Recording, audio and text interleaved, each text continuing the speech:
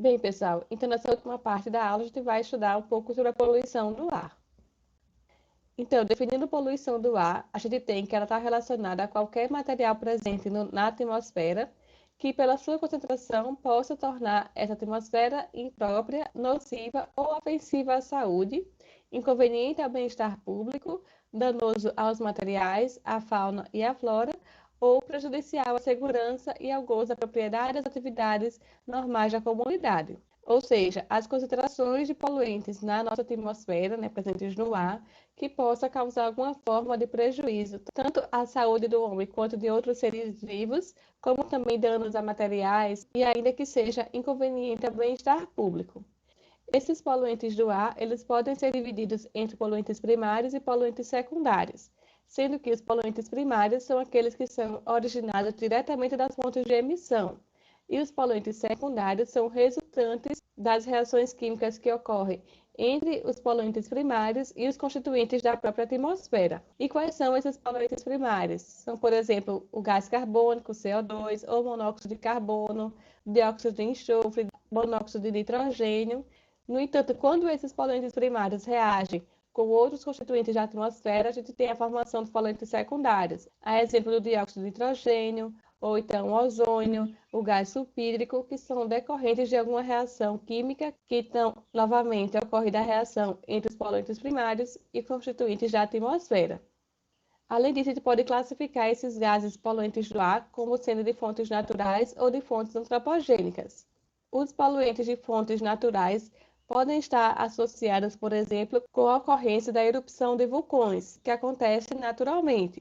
Essas erupções vulcânicas lançam para a atmosfera uma quantidade enorme de poeiras e cinzas, bem como também enxofre e cloro, que vão para a atmosfera e acabam poluindo a nossa atmosfera. E aí, nesses casos, o homem não tem como controlar a poluição causada por esse meio. Outra fonte de poluição do ar associada com as fontes naturais é através do pólen das plantas, que são responsáveis por alergias e outros problemas de saúde. E aí você sabia que, por exemplo, lá no Japão, esse problema da poluição do pólen é tão recorrente que lá eles têm uma certa temporada anual de poluição por pólen, que leva o governo a sempre estabelecer campanhas para que as pessoas utilizem proteção para não adoecerem decorrentes dessa poluição pelo pólen. Então, por isso que lá no Japão é bastante comum, até antes da pandemia, atual do Covid-19, as pessoas lá, os japoneses, utilizarem máscaras para se proteger. Outra fonte natural de poluição do ar é a tempestade de areia. Essas tempestades lançam tanto areia quanto pó a uma grande distância, colocando uma enorme quantidade de partículas na atmosfera.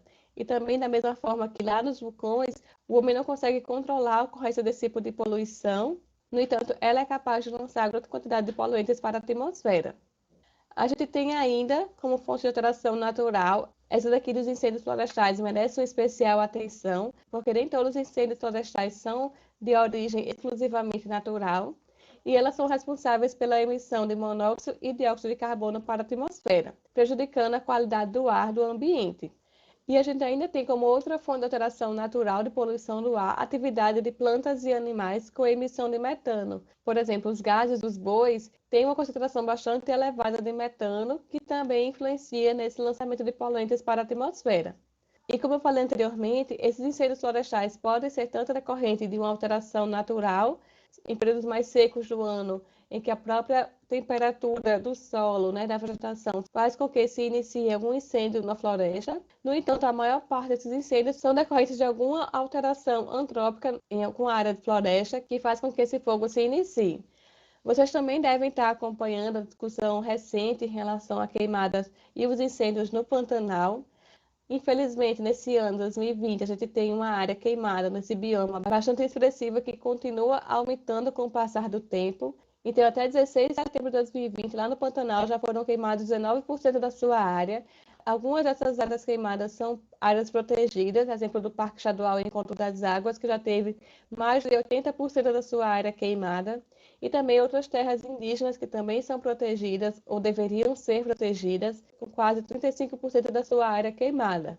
Aqui nesse mapa a gente consegue visualizar outras áreas de unidades de conservação em verde, que já teve aqui parte da sua área queimada ou bem próxima aos focos de incêndio.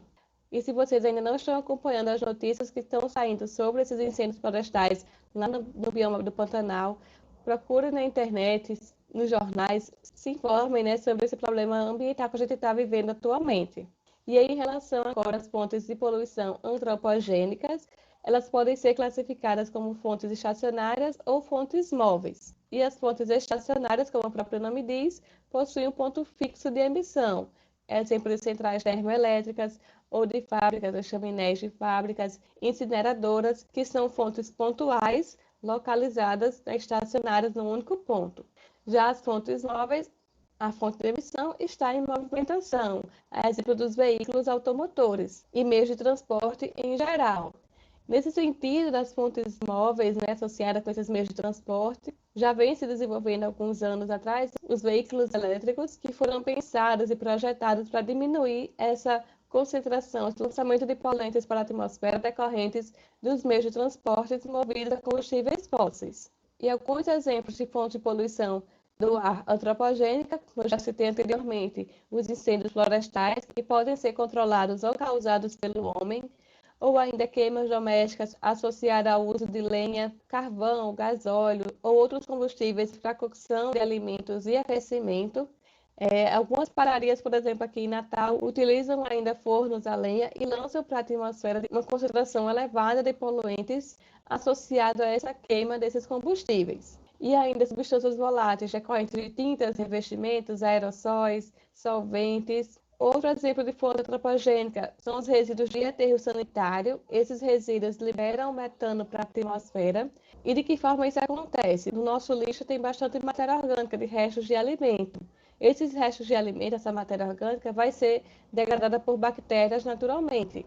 E nessa degradação ocorre a liberação de gases, como por exemplo o metano e o gás carbônico, e a soma deles dois é conhecido como biogás, gerado justamente pela decomposição da matéria orgânica pelas bactérias, e esse biogás pode ser reaproveitado na produção de energia. No entanto, a gente ainda tem poucos aterros sanitários que fazem esse reaproveitamento do biogás. Ou seja, a gente vai ter boa parte dos nossos aterros sanitários, aqueles que existem, que estão em operação, apenas fazem a queima do gás que é gerado, não fazem o reaproveitamento. E no caso dos lixões, que é a boa parte de depósitos de resíduo sólido irregular que existe no nosso Brasil, a gente tem a liberação do metano diretamente para a atmosfera. Não se faz nem o tratamento, o aproveitamento e nem a queima. E outro exemplo de atividade que contribui para essa poluição do ar são as atividades militares que liberam gases tóxicos e também substâncias radioativas para a atmosfera. E dentro da perspectiva da poluição do ar, é importante a gente estudar a questão do efeito estufa. O efeito estufa é um processo natural que é responsável por manter a temperatura média do planeta próxima aos 15 graus Celsius.